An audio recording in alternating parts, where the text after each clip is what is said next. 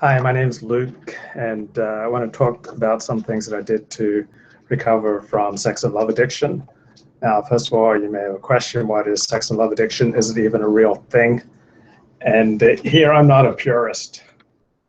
To me, it doesn't matter if you want to say there's no such thing as sex and love addiction. I just want to tell you about a process that I did that helped me lead a better life. You want to call this addiction, sickness, misplaced priorities. It doesn't really matter. I've been in therapy on and off most of my adult life, and I got to tell you, the longest running therapist I had for about 5 years said, I don't think you're a sex addict. I think you're a love addict. But I got a lot of help from 12-stepping for sex and love addiction. And you can go in, I think, at a very low bottom, where you've been arrested for something like rape or molestation or exposing yourself. That was not my experience. I've never been arrested. I've never been close to being arrested. I've never lived on the edge in that way. I've never risked those kind of behaviors or even been attracted to them. But patterns of sex and love addiction, like patterns of alcohol addiction, can vary dramatically.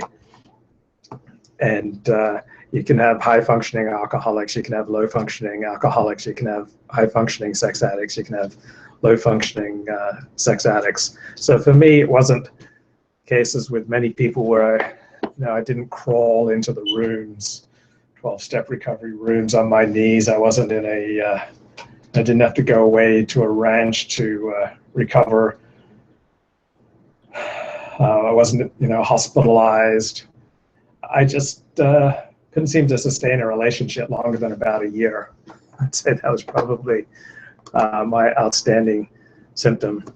And when I was discussing what I wanted out of my love life, I remember my therapist back in 2011 saying, wow, that sounds like eroticized rage. And as soon as I heard the term, I felt that it spoke to me. And I did research on eroticized rage and saw that it was a symptom of sex addiction. And I said, maybe I should 12-step for it. And my 12-step approach was to look at this addiction in the context of relationships. So you can find online 40 questions for self-diagnosis for programs that deal with addiction to love or addiction to sex or addiction to fantasy. And I found these questions really helpful. So question 1, have you ever tried to control how much sex you have or how often you would see someone? Yeah, there have been times in my life where I tried to control that. Do you find yourself unable to stop seeing a specific person even though you know that seeing this person is destructive to you? Yes, I've had that experience in the past. 3, do you feel that you don't want anyone to know about your sexual or romantic activities? Do you feel you need to hide these activities from others, from friends, family, co-workers, counselors, etc.? Yeah, I've had that feeling at times. Do you get high from sex and love? Do you crash? Yes, I've experienced that. Have you had sex at inappropriate times, in inappropriate places, and with inappropriate people? Yes. You make promises to yourself or rules for yourself concerning your sexual or romantic behavior that you find you cannot follow? Yes. Have you had sex with someone you didn't want to have sex with? Yes. I've been with a lot of ugly women and I'm kind of ashamed that, that I went to bed with them. They seduced me. I'm the victim here. Do you believe that sex in a relationship will make your life bearable? There have been times in my life where I did have that attitude. Have you ever felt that you had to have sex? Yes. Do you believe that someone can fix you? There have been times in my life where that's been strong feeling for me. Do you keep a list, written or otherwise, of the number of partners you've had? Yes. Do you feel desperation or uneasiness when you're away from your lover or sexual partner? I have at times in my life. Have you lost count of the number of sexual partners you've had?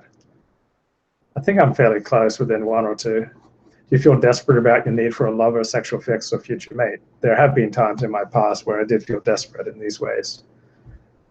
Have you or do you have sex regardless of the consequences? E.g. the threat of being caught, the risk of contracting herpes, gonorrhea, AIDS, etc. There have been times when I've done this. Do you find that you have a pattern of repeating bad relationships? Yes. You feel that your only or major value in a relationship is your ability to perform sexually or to provide an emotional fix. Yes, I've definitely had that time. Wow, particularly when everything else in my life was struggling. So then I'd put way too much weight on my relationship. And I felt like I had to be like some super lover. Do you feel like a lifeless puppet unless there's someone around with whom you can flirt? Do you feel like you're not really alive unless you're with your sexual and romantic partner? Yes, I felt that way at times. Do you feel entitled to sex? Yes, at times. Do you find yourself in a relationship that you cannot leave? Yes, at times. Have you ever threatened your financial stability or standing in the community by pursuing a sex partner? Yes. You believe that the problems in your love life result from not having enough or the right kind of sex or from continuing to remain with the wrong person? Yes, at times in the past. Have you ever had a serious relationship threatened or destroyed because of outside sexual activity? No, I've never cheated on a partner. Do you feel that life would have no meaning without a love relationship or without sex? Do you feel that you would have no identity if you were not someone's lover? Yeah, I felt that way at times. Do you find yourself flirting or sexualizing with someone even if you do not mean to? Yes, routinely in the past. Does your sexual and or romantic behavior affect your reputation? Definitely. Do you have sex and or relationships to try to deal with or escape from life's problems? Definitely in the past. Do you feel uncomfortable about your masturbation because of the frequency with which you masturbate, the fantasies you engage in, the props you use, and all the places in which you do it? Yes. I've never done it in public. Do you engage in the practices of voyeurism, exhibitionism in ways that bring discomfort and pain? No. Do you find yourself needing greater and greater variety and energy in your sexual and romantic activities just to achieve an acceptable level of physical and emotional relief? I have felt that way at times. Do you need to have sex or fall in love in order to feel like a real man? Yeah, at times I felt that way. Do you feel that your sexual and romantic behavior is about as rewarding as hijacking a revolving door? Are you jaded? I have felt that way at times. You're unable to concentrate on other areas of your life because of thoughts or feelings you're having about another person or about sex? Yes. I felt that way at times in the past. You find yourself obsessing about a specific person or sexual act even though these thoughts bring pain, craving, or discomfort? Yes.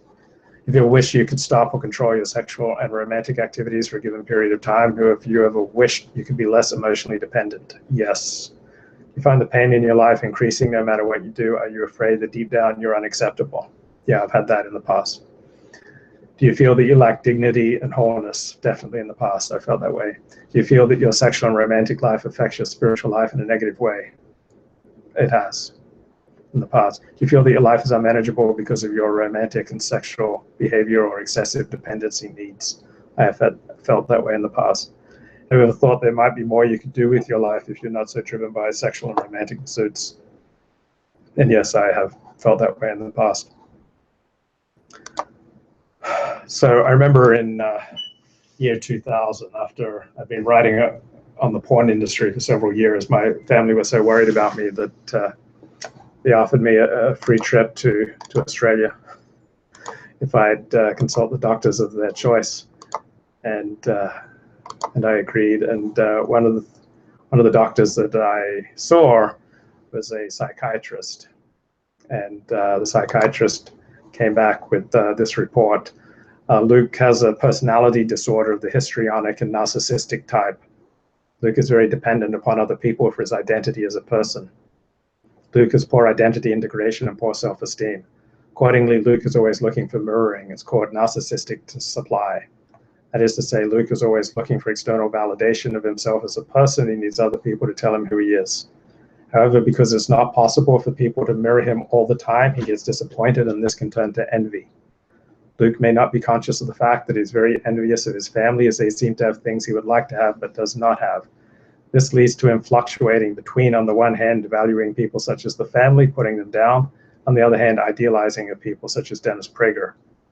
Luke tends to make unreasonable demands, and people are eventually driven to setting limits on him. Luke takes this very badly. Luke needs 5 to 10 years of inside-oriented psychotherapy because of falling out with Dennis Prager, which caused him to go to therapy. While Luke has a lot of therapy speak, he may not really understand the concepts involved.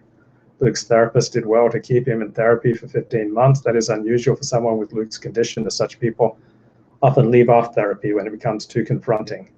Luke will not continue therapy that is confrontational, particularly in the early stages. Luke will continue to do what he's doing to satisfy his needs until such times as the rewards are outweighed by the negative effects, and he may do something about getting his life on track. The negative effects of his current behavior are that no one will have a long-term relationship with him.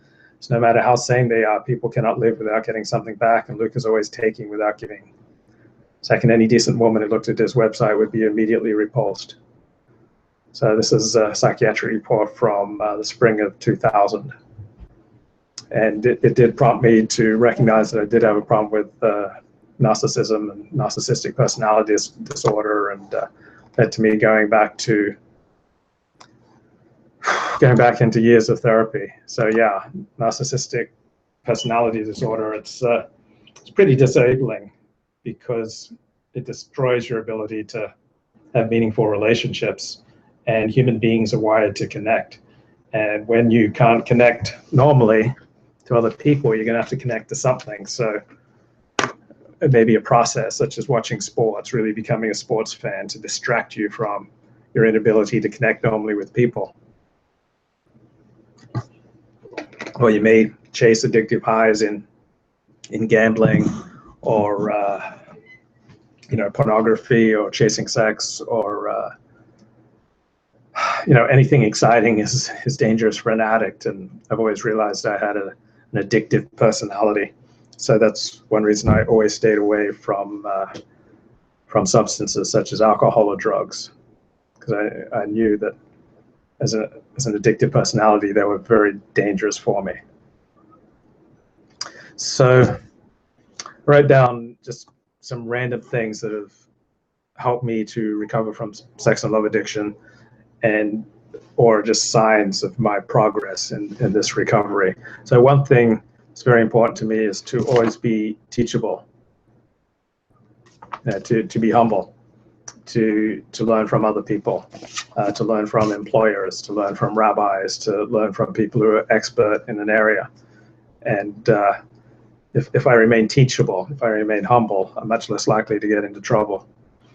Another thing that's very important for me in my recovery is to put my focus on making as much money as possible.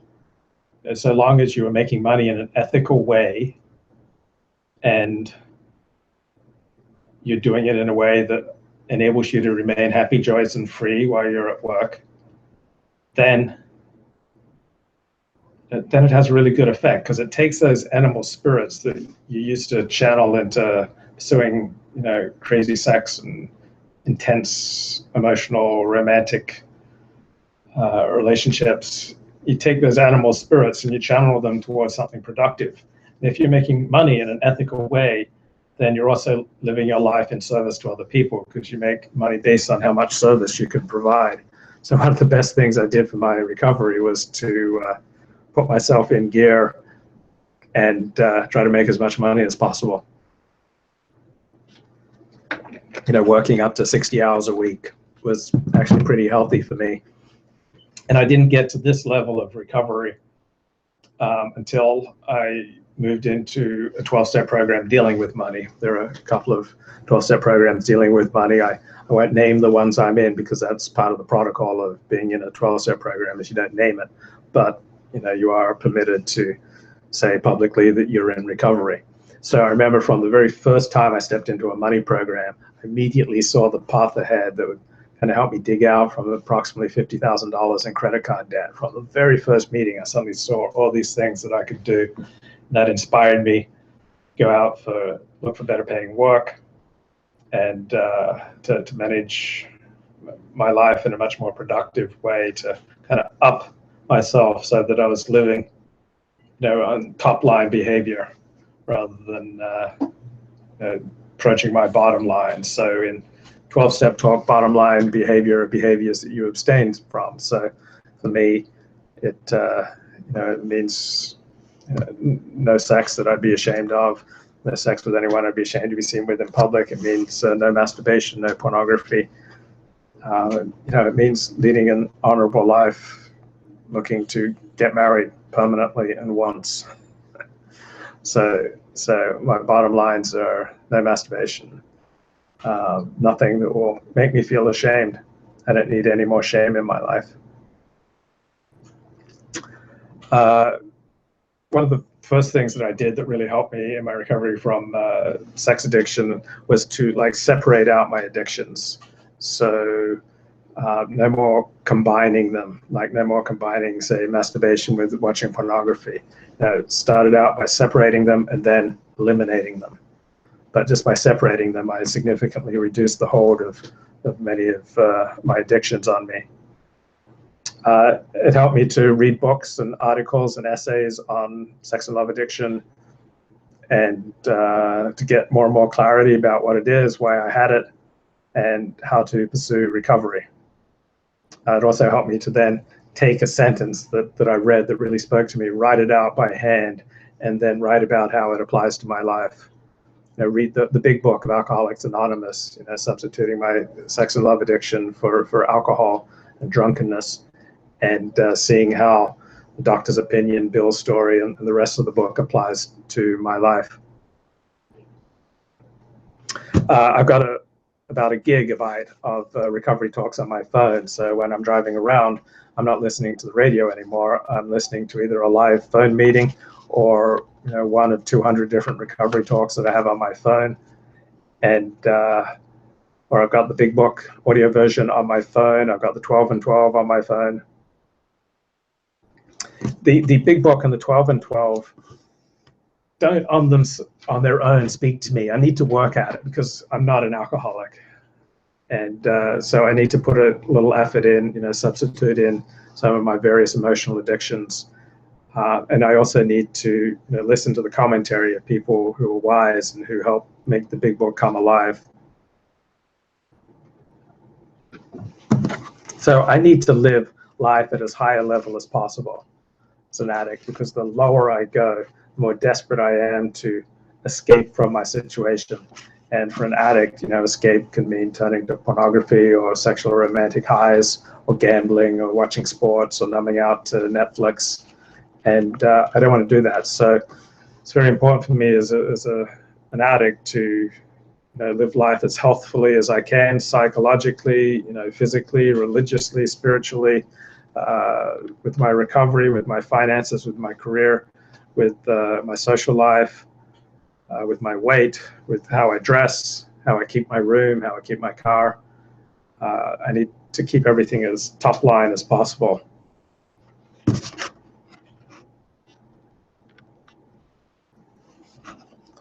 I need a very disciplined life as an addict. So it's very important to me to track my time. How do I spend my time? How do I spend my money? Where am I earning? How much money am I making? To be very precise about these things. And to have goals and to reward achievement as I move towards my goals. Artificial forms of excitement, such as watching sports, movies, TV, it's dangerous for an addict, including for me. It doesn't mean I can't have any excitement in my life, but just to be aware when I'm starting to lean on, say, Netflix to numb out, or attention-seeking behavior on Facebook or Twitter, or in my blogging. I found it important to have substitutes. So one good substitute I found for late at night when I can't sleep is, instead of getting up to look at porn like I used to, instead I get up and look at air crash investigations, or The Crime to Remember, or some of the great documentaries on the Discovery Channel or the National Geographic Channel, Seconds Till Disaster. These disaster documentaries kind of fulfill my same need to to get a charge, to get some excitement, but they do it in a relatively healthy way. They're you learn something from a documentary, and exciting, but it doesn't give me a icky feeling. So I found substitutes. Also, I reward myself with my favorite types of chocolate protein smoothies or chocolate protein bars. It's important to have rewards.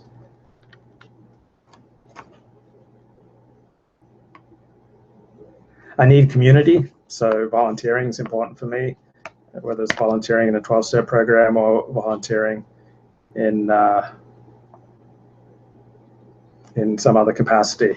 I need to be living in top-line behaviors. So if I don't do any writing in the course of a day, then I'm not really living. Writing is what I do best. So I need to spend some time each day doing what I do best.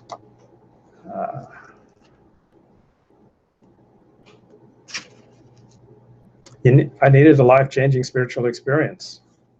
I think addicts, really do need to have a sense of God. And for me, I encountered some of that just from going to meetings, but it was really working the fourth step, making a complete and thorough moral inventory that was a life-changing spiritual experience for me.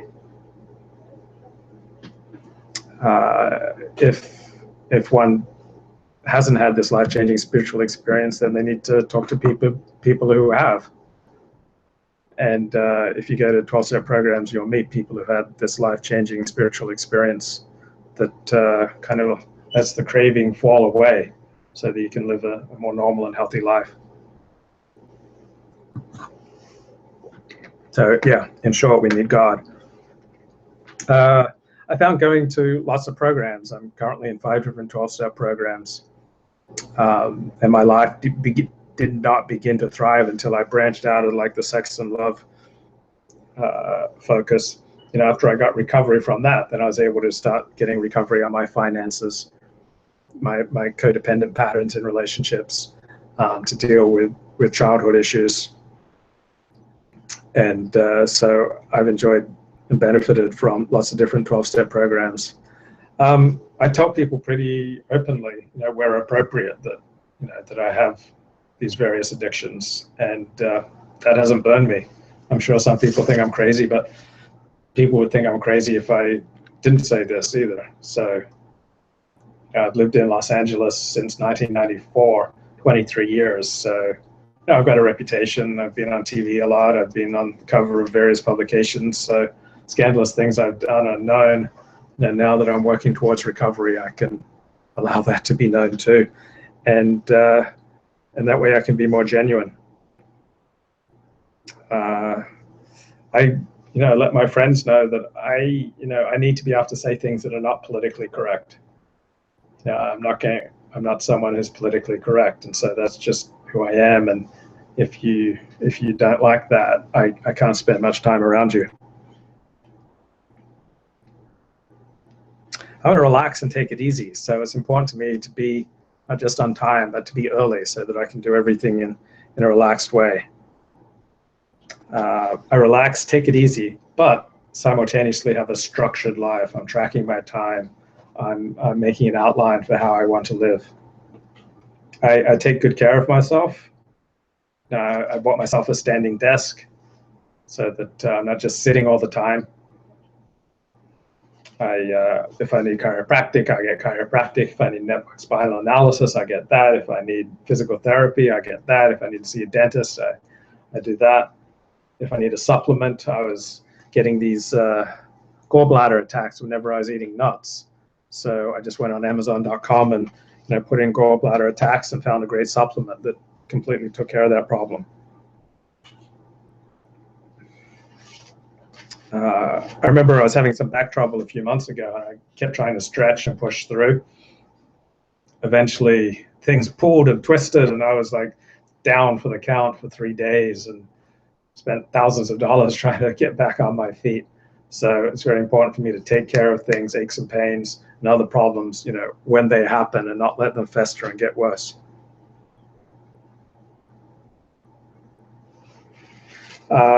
Going to 12-step programs, I used to have a lot of contempt for 12-step programs. I thought they were for weak people who lack discipline. I've always thought of myself as a very disciplined person. But I had to kind of give up my preconceptions and try them out for myself, and I found they worked. And though some of the language, about this being a disease, may not always rationally make sense to me, whether something rationally makes sense is no longer as important to me as whether it works. I used to go to yoga, and a lot of the the teachings in the yoga class seemed non-rational to me, but I really enjoyed the yoga. So Serenity is a good gauge of my level of recovery and spiritual health. There's a saying in the rooms, if it's hysterical, it's historical. It means if you get hysterical about something, it ties back to something in your childhood. If it's dramatic, it's traumatic. And if you're constantly having drama in your life, it's due to unresolved traumatic issues. On the other hand, the last 5 years of my life have been incredibly serene, about 90% of the time. And I think that's because I've done the work. I've had the 10 years of therapy. I've had 6 years of 12-step work. Now, I've done a lot of work to resolve these childhood issues so that I'm not hysterical, I'm not dramatic, but instead I'm serene. I remember sometimes going to social events and thinking, does anyone in this room care about me? And then I remember my therapist responding, well, do you care about anyone in the room? And I thought that was a great rejoinder. I was going out in public and worrying if, did anyone care about me, but I wasn't worrying about demonstrating how much I cared about other people. I had this thing inside me that just yearns for someone to fix me, to rescue me. And the intensity of that yearning is also a pretty good gauge of my recovery. So the more intense that yearning, the more dangerous situation I'm in, because I'm not living on a top line. I'm not happy where I'm at, so I'm just eager to escape. I'm looking for an easy escape through rescue or through some kind of fix. I tend to be very open with people, and even in dating situations. And I try to be appropriate. I don't, drop everything I've been talking about when I first meet someone. But when it comes up, I respond, and that's worked for me.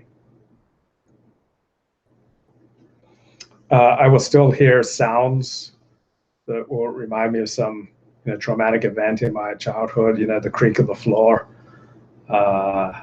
And so, I still haven't done all the work on writing out a fear inventory, say 50 things that I fear, and then going to each one, going, well, what's underneath that fear?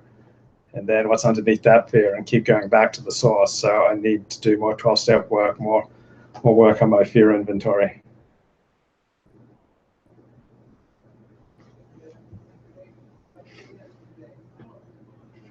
It's important, I think, to have people who inspire you. For instance, I have one friend who's never gotten a parking ticket, never received a moving violations ticket. He's lived in Los Angeles most of his life. I found that inspiring because I was careless for months, and I'd just routinely rack up $200-300 of parking tickets a month. Now, thank God that was 20 years ago, and maybe 5 years since I've had a parking ticket. But people who are very precise and live life on a high level, they inspire me.